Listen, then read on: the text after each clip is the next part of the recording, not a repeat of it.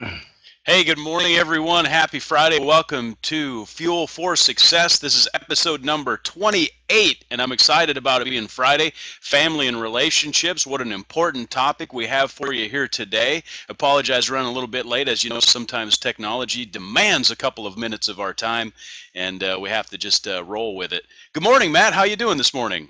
I'm doing awesome, my friend. Completely awesome. It's been a blessed day so far. Started off by taking my son to Cracker Barrel for our Friday morning tradition. We had a little cold front come through Florida, so they had the fireplace on, which I love. And then they had a dad's day this morning at my son's school, which was they called it Dad Donut Day. Proud of me. I didn't have a donut. No, sir. I held strong and just chilled out with all the dads and our sons and daughters, and it was like a 2-hour deal. I thought it was going to be a nice little 15-minute tag in, dads having donuts. Turned into like an assembly at the chapel, and the kids had skits and songs and poems, and then we played a little basketball.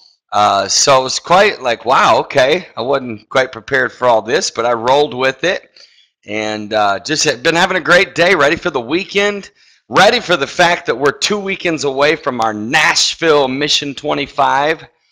So, guys, all those that watch our show, you have to promise me as a friend that you will at least attend one Mission 25 this year. At least. I don't care what you have to do. Find a way to make it happen. We've spread it out all across America. So we have them on the West Coast, the East Coast, the North, the South. A lot of people are complaining, Mike, that we didn't have one in Texas, man.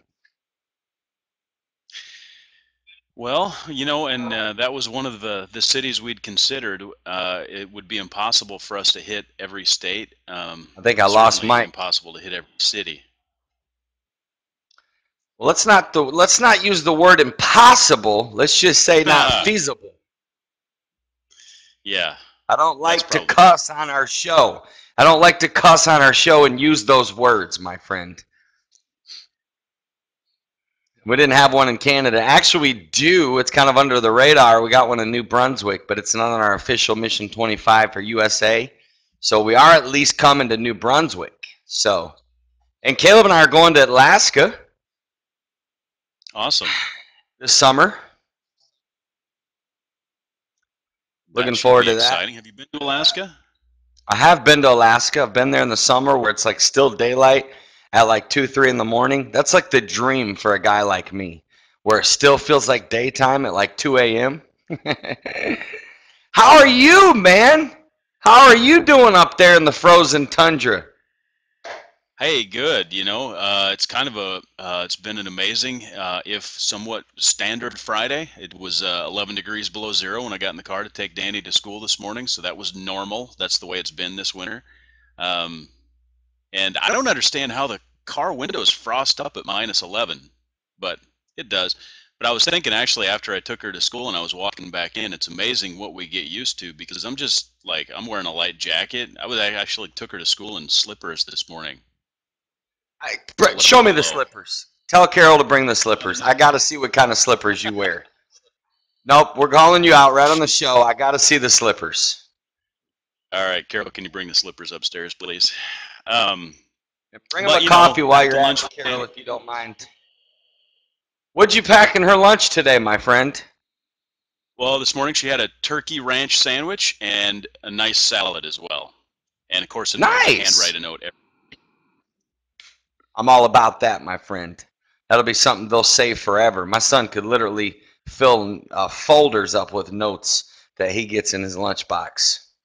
Dude, Caleb would not let me So, kiss him on the cheek this morning in the chapel.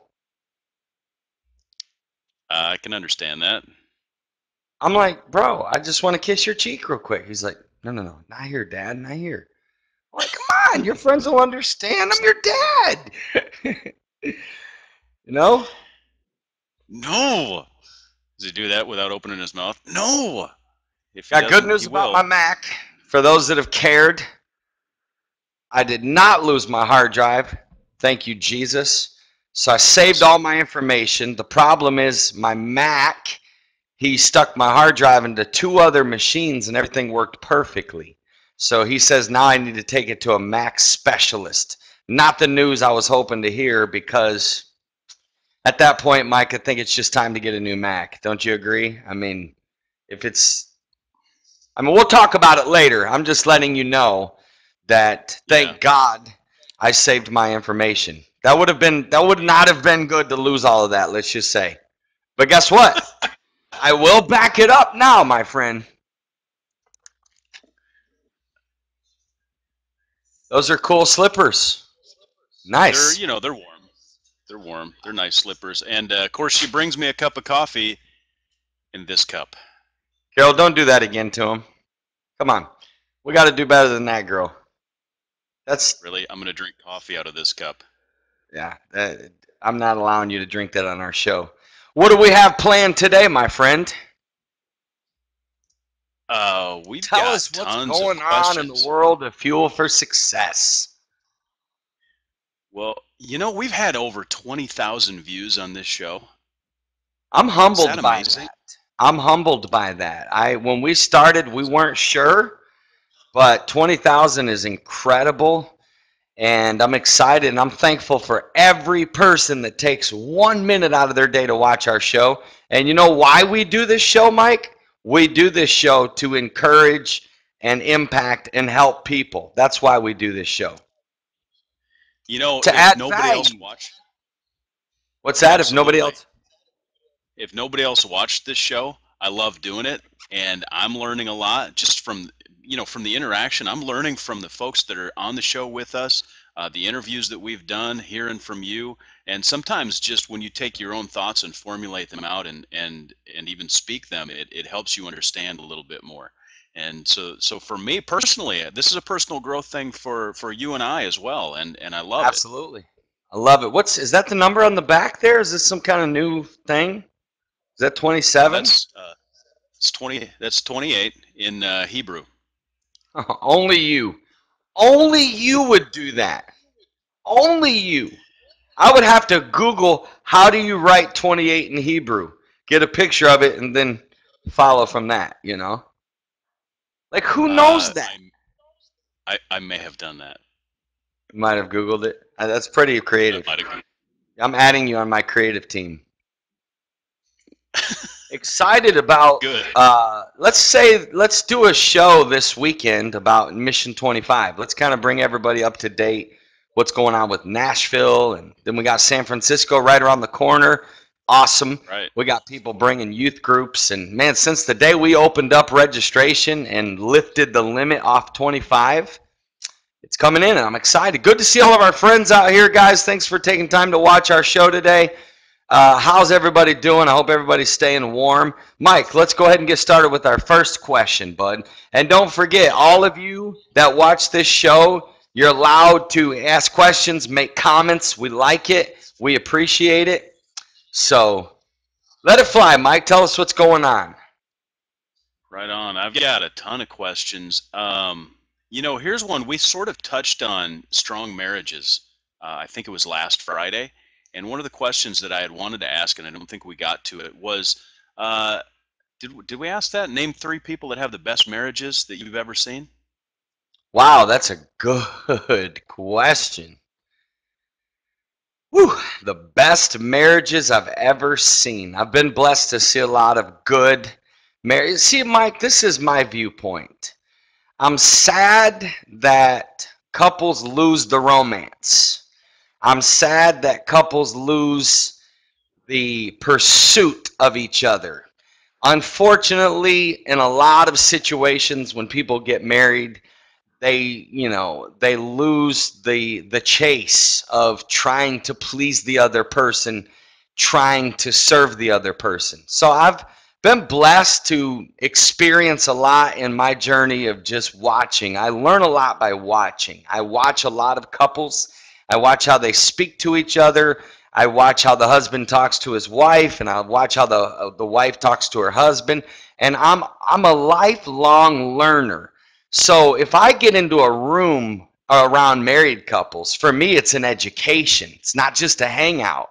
I'm like literally observing. I observe the small things, the little things, and I learn from that. Then I've been blessed because I've traveled for 15 years and I've been at the dinner table literally with thousands of married couples. Then in my 5 years of pastoring, I did a lot of premarital counseling and marriage counseling. You know, you do that when you're in ministry. And even as a youth pastor, I took on the role of a lot of pre-marriage counseling as well. So I've seen a lot. And we learn, Mike, and this is how we should all take it from our parents, from our grandparents, from our friends. We always learn how to be and how not to be. And as a husband, you should watch other husbands and take mental notes and say to yourself, I want to be like this. I don't want to be like that as a husband. Same thing as a wife. Let the lessons of everybody that you're around, let that be something that teaches you how to be or how not to be. So having said that, let me think right now of the 3 happiest couples and why I think they're happy that I have ever met. You know, I tell you one right now that immediately comes to mind is Kenneth and Joy Haney. Been around them a lot, and they were such a joy to be around.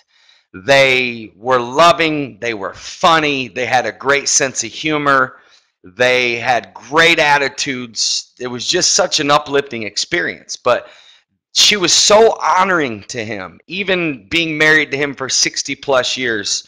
You know, I noticed that she would always, you know, make sure he had tea, or if he needed, you know, maybe a pillow for his back at the chair, you know, just always attentive to him. And he was so respectful to her, so kind, such a gentleman. And I thought that was cool to see that as a young man to someone that's been married a long time, to know that they don't take each other for granted. And then, of course, you can see the love that Sister Haney had for him, you know, since he's passed. By far the greatest loss of my entire life. I start crying thinking about it.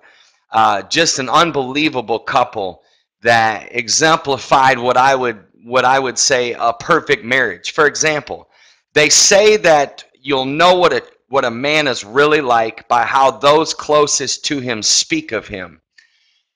That's a test of your character, and you know how your kids speak of you, how your wife speaks of you. And if you ever read the book called A Man of Vision that Joy Haney wrote about her husband, I think it's the epitome of honor. Mike, the 2 best marriage books that I've ever read that I think every couple should read every year, one is called Love and Respect. And it's just so powerful because it's so simple and most couples don't live it. How ladies need to feel loved and how men need to feel respected. Unfortunately, pride and stubbornness is killing a lot of our relationships because we live in a selfish world. We all grew up selfish. We're selfish by nature. So many people don't even really truly understand what love really is. So I'm not going to go into that. Second great, unbelievable marriage book that I've read is called His Needs, Her Needs. So I think that living these books, His Needs, Her Needs, is, I just don't know how a couple could have a bad relationship if the men lived out every day to serve those 5 needs in his lady's life and vice versa. And it's not I'll do it if you do it. It's I'll do it no matter what. But anyway, so I think Kenneth and Joy Haney just had an exceptional marriage and an example of happy marriage. Another one is the Varnums. They live in, see, I always go by the little things. I like to see men that still open the door for their wives or hold hands. They're affectionate. I think affection is very good. In fact, to all you married couples out there, I think one of the best things that you can actually do for the psychology and the emotional health of your children and the stability of your children and the confidence and self-esteem of your children is to be affectionate in front of them. I'm not talking about like crossing boundaries. Obviously, everybody should know that. But I think that couples that are affectionate in front of other couples, I think it sends a signal, you know, because as you know, affairs are going crazy nowadays. You know, I think a lot of it is because You know, when you're happy and you show that you're happy and you're affectionate, you're loving, and you're that way in front of your kids and other couples, it sends a very strong message that I'm a happy man, I'm a happy taken married man, or I'm a happy taken married ladies. So, but the Varnums, Mike, I spent a month in their home as a young evangelist, and they were just exceptionally in love. Again, small touches as they walk by, the twinkle in their eye, the way they would look at each other, and they've been married 30 plus years. They were so happy, they were fun, they had so much sense of humor in their home. Just really awesome people, man, really. I mean, you could just tell the way they spoke respectfully to each other and about each other. You know, it's neat to see the way that she would light up and talk about how unbelievable her husband was, and he's her favorite preacher, and he vice versa about her, and they were always bragging on each other, loving on each other. You know, that impacted me. That stuck out to me. Probably the third best marriage that I've seen. Man, I mean, I think you're an awesome husband, and I think Carol's a great wife. I definitely think, you know, you guys have a great marriage. My friends Chris and Jen Dillingham have a great marriage. I'm going to have to table number 3 for the sake of time. I'll get back to that just because, you know, Okay. I've seen a lot. And listen, I've seen some bad ones. Hear me? I've seen some really bad ones. I've seen some that I'm like, I feel sorry for that wife. Or I feel sorry for that husband. Or I feel sorry for those kids that they see this. Yeah. But at the end of the day, we should all strive to be unbelievable husbands and unbelievable wives. We should never get content, satisfied, or settle for average. Should always read, go to seminars, grow together. I just don't think enough couples grow together, my friend. That's good. You know, I think that when you talk about don't get content about it, or those sort of things, and I think about you know, and the books you even mentioned, there's so many resources available for us to get better at our relationships and understand our relationships better, to become really a student of relationships. And I can't understand why someone would, for example, just continue to live in an unfulfilling and unhappy relationship and not take steps to try and improve it, right? Like, they don't read it.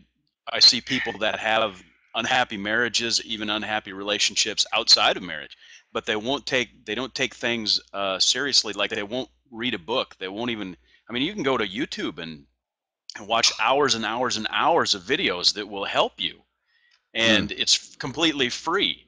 And people don't take advantage of all these resources, and they just sort of, I don't know. I can't understand why you would choose to live in unhappiness when there's resources available to give you tools to help improve the situation that you live in.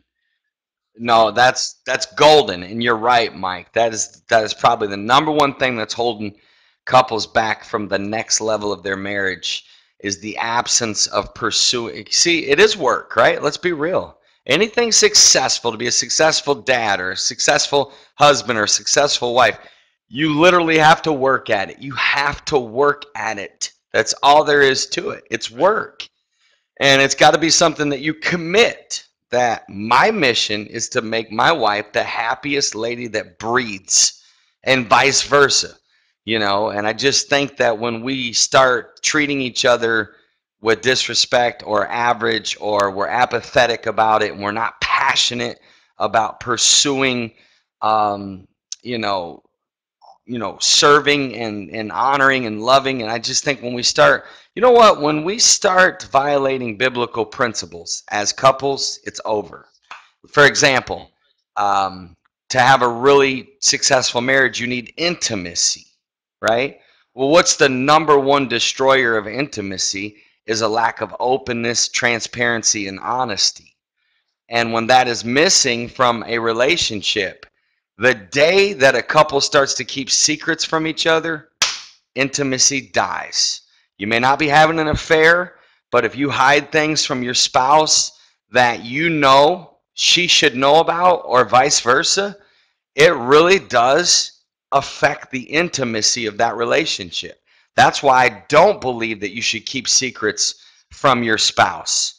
You know, I think that if a man hits on you at the grocery store and you think, oh, it's no big deal, you know, no, your husband needs to know about that and vice versa. That's good. That inverse relationship of transparency. Well, it's not really inverse, but the relationship between transparency and intimacy that's a key thing. That's powerful stuff. Hey, you know, I was actually thinking my wife had put up that her parents have been married 56 years, and my parents have actually been married 46 years. I think this year is the number.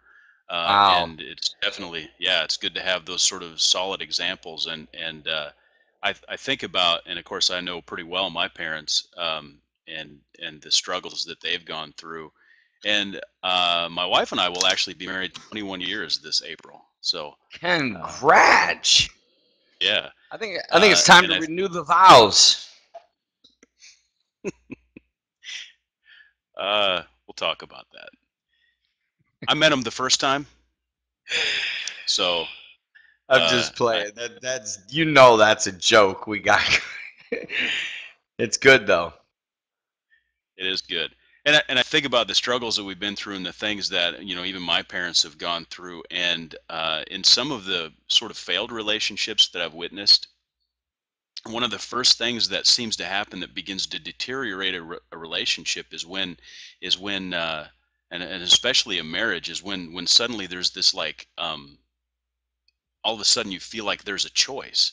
And that's the nature of a vow, is like when you make a vow and you decide that that's it, that's the end of it, there's no, it's non-negotiable. That Mm. adds so much power into the relationship. And when things, you know, it's like, well, I could or I couldn't, or I could do this or I could do that.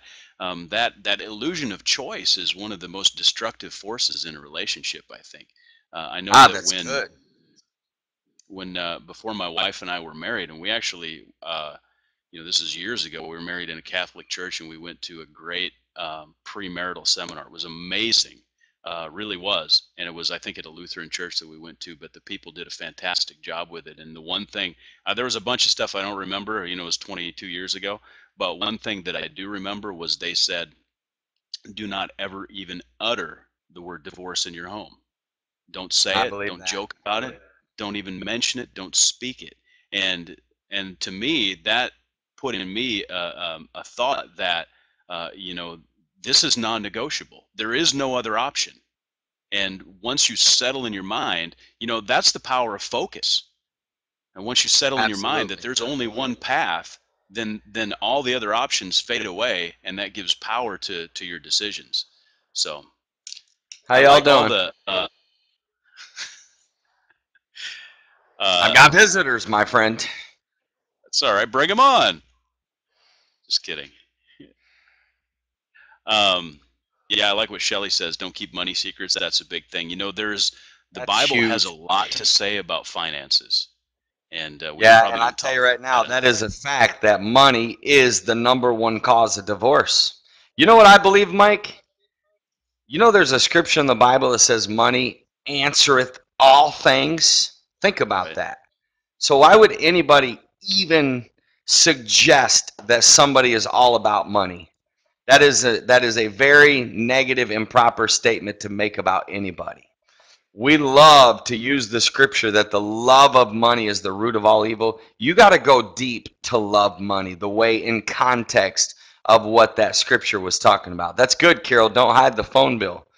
Yeah, your spouse should have access to your Facebook, your Twitter, your phone. So we could go deep into that, but we got like 6 minutes left. Mike, I want to just piggyback on what you said.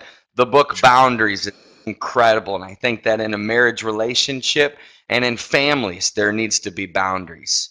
I think that a lot of marriages, believe it or not, struggle because of a lack of boundaries with their kids. And I may want to talk about that next Friday because I got some thoughts about that because there needs to be some boundaries there. But to all of those that maybe went through a bad marriage, you went through an unfortunate divorce, there is hope for you. Don't live the rest of your life in guilt or shame. We don't help divorced people enough in the church, Mike. They're kind of left alone. It's a bad thing to go through. It sucks. But let me just tell you right now, there is hope. And so, anybody that's not married, if you're single, please wait for the right one. And you're better off happy single than miserably married. So, don't settle and don't violate your what we talked about last week, your must-haves and your can't-haves. You're better off waiting, and we'll talk about that later. So we got about 5 minutes, Mike.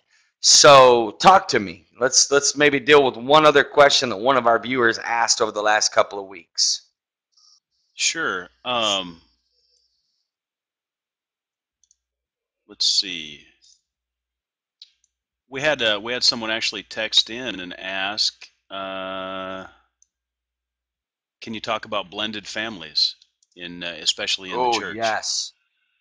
Yes. I'm going to start now, and then I'm actually going to go into this next Friday. We're going to start now. I'm going to give a little bit that I can in the next 4 minutes, but next Friday we're going to open the show with blended families because, Mike, I have a lot to say about that. In fact, I'm writing a lot about that in my book that's coming out soon.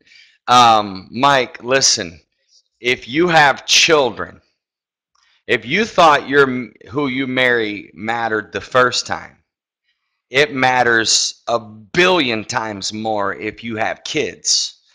Because if you don't marry the right one, then you are putting your kids at risk in so many ways.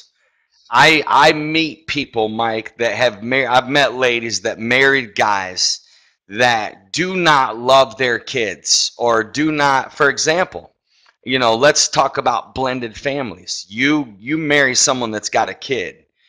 Let's say I married a girl that has a kid. My number one mission would be to make that kid feel safe to love their other dad. I think it's psychotic that men would be jealous or make their stepkids, which I hate that term. I don't believe in it, but their stepkids feel bad, or I would want them to feel safe to talk about their dad, to love their dad, and I would honor their dad even if their dad was an idiot, because I believe in that principle. So that's number one. The other thing is, Mike, and again, I grew up in a blended family, so I've been around this, and as a person that's a dad, knowing what I would want if my son's mom chose to marry somebody else, knowing the kind of man that I would want that's going to be around my son, that's going to be a huge part of my son's life, I've actually made a list of that, Mike, and I determined that if I ever raised another person's kids, I would be that man that I would want someone to be. It goes back to the golden rule. There's no humanly way possible that I as a man could mentally process another man mistreating my son or making my son feel less. I think that, and again, because it's hard to cover this in four minutes, so I'm really going to go into this next week, Mike. I think maybe a good 10, 15 minutes next week, because I have some principles that I think will help if you're going to blend a family. If you're going to marry someone that has kids and you have kids, there are some principles you're going to have to follow for that to be successful. It's not easy. However, if the husband and wife is one and they follow principles always win, Mike. Biblical principles and principles of good relationships and communication and give and take, and creating that family environment is vitally important.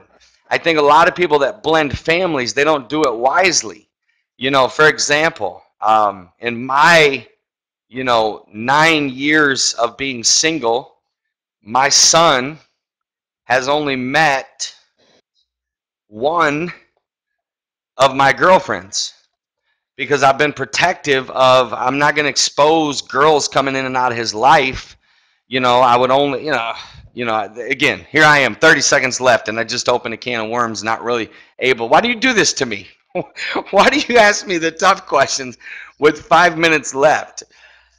Woo, okay, good. You know what? Good news is you got something to look forward to next Friday, because I'm really going to go into this, because I want to help people that have kids out there. And I want to help people that are going to take on other kids. I really want to speak to the people that are going to be taking on someone else's kids, because I am frustrated at the way that step parents treat their spouse's kids. I'm extremely frustrated by it. And I think it's vitally important that you follow some of these principles I'm going to give that I even share in my book as well. But anyways, hey, it's been great, Mike. What a great week of shows. It was fun. As you know, we're not on Saturday and Sundays, but we will see you Monday talking about health and weight loss. We have a guest on the show Monday. And thank you guys so much for your time today. Mike, thank you for what you shared. I appreciate your friendship. Appreciate the example you set for me as a friend as well. You're an unbelievable husband. I learn a lot being around you. Go to fuelforsuccess.tv. You can watch any previous episode. If any of these episodes help you, pass it along. Tell your family and friends about it. Text it to people. Text them the website. Tell them to go watch any episodes. Remember that every Monday we cover health. Tuesdays we cover life coaching and motivation. Wednesday is on spirituality. Thursdays is on business and entrepreneurship. I highly recommend you watch yesterday's show because we talked about how to find your passion. And then every Friday, we deal with family and relationship issues. Appreciate all of you guys. Thanks for all the encouragement, the emails, the text. We read every single one of them. God bless. We love you. Mike, we'll see you soon, buddy. Have a good weekend.